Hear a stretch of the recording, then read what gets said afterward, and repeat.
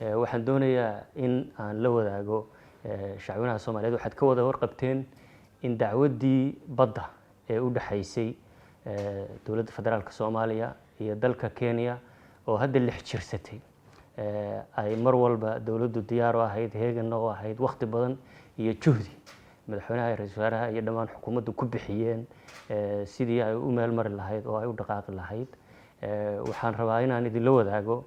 23 April sanadkan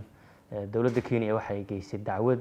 ay ku doodayso in dacwadda badda dib loo dhigo muddo aan xadidnayn sida Ingiriisi ay ku yiraahdeen indefinite period dacwadda gabigeedaba muddo dheer oo aan xadidnayn oo aan cayinayn dib loo dhigo arrinta aad ayaan uga hor nimid qoraal adag oo dood culus xambaarsan oo ku fadhiya sharciyada caalamiga ah ayaan u gudbinay maxkamadda cadaaladda adduunka kowdii May isla sanadkan oo aan ku diidanahay kuna doodayno in maadaama laba goor oo hore dib loo dhigay dacwaddaas dhageysigeeda in aan la dhaafinin laguna dhageysto bisha June 8 ilaa 12 dooda Kenya waxay xambaarsanayd in cudurkan dunida aafeeyay oo iyaga iyo looyaradoodii kala xiray dalkuna ku jiro bando oo aanay suurtagal u ahayn in looyaradoodii arkaan laba iyo in dhaqaalahoodii uu saameeyay oo ayna u haynin dhaqaalo ay looyarada ku kireystaan annaga doodadeedu waxay ahayd hal cadaysan geed ay ku xoqotamo weydo cadaaladda oo dib loo dhigaa waa cadaaladii oo la waayay in si nabad ah oo cadaalad ku dhisan dooda garmaqalkeeda loo dhageysto Soomaaliya iyo shacwinaha Soomaaliyeedna ay cadaalad helaan waxaanu ku adkaysanay inaan 8 June dib loo dhigin waqtigeediina maxkamaddu habka video conference-ka ay ku dhageysato waayo maxkamaddu waxay soo saartay inkastoo ay ku cusub tahay nidaamkani in dacwadaha ay maqli doonto wixii 31 May ka dambeeya ay online ku dhageysan doonto sida ay u kala culus yihiin iyo sida ay u kala fudud yihiin iyadoo qiimeynaysa maxkamadda awooddaasna iyadoo iska leh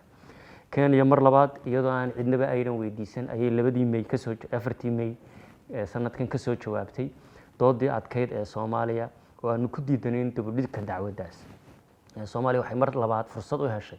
in ay ku celiso dood culus oo ay maxkamadda cadaaladda adduunka ka codsanayso 7 May ee sanadkan in aan dib loo dhigin waqtigeediina la dhageysto looyarada iyo dhinacyaduna iyagoo guryahooda kala jooga dalalkooda jooga goobahooda jooga maxkamaddu ay online ama video conference ay ku dhageysato hayeeshee maxkamadda cadaaladda adduunka ikhtisaaska iyada iskale go'aanka iyada iskale qaraarka ay soo saarayso iyo qiimeynta ay sameeynaysan maxkamadda ayaa awoodda kama dambaysta ilaahay idamkiisa iskale laguna kalsoon yahay dhinacyaduna ku kalsoon yahay maxkamaddu maanta makhribadii waxay soo saartay go'aankan oo xambaarsan go'aanka dib u dhigista oo ay maxkamaddu gaadhay iyo jadwalka cusub ay maxkamaddu u soo saartay oo bogga labaad ka hadlaya dhageysiga dhinacyada ay dhageysanayso waxay maxkamaddu soo saartay go'aan ah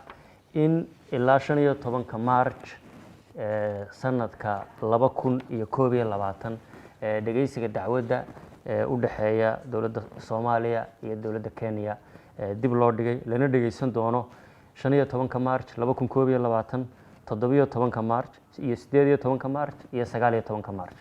muddada 4 cisho ah oo 2 cishana ay Soomaaliya leedahay 2 cishana Kenya leedahay maxkamaddu waxay ku sababaysay xaaladda qeyrul caadiga ah ka dhalatay sida ay qoraalkeeda ku tiri COVID-19 cudurka dilaaga adduunyada kala wada xiray oo xaalad gaar ah oo aan lagu xisaabtamin ah awgeed inay maxkamaddu dib u dhigtay muddadaas 9 bilood meelaha ku qiyaasan oo ka bilaabmaysa ku eg in la dhageysto 15 March 2021 maxkamaddu waxay ku celisay in dooda kaliya la dhageysanaya ay tahay mid afeed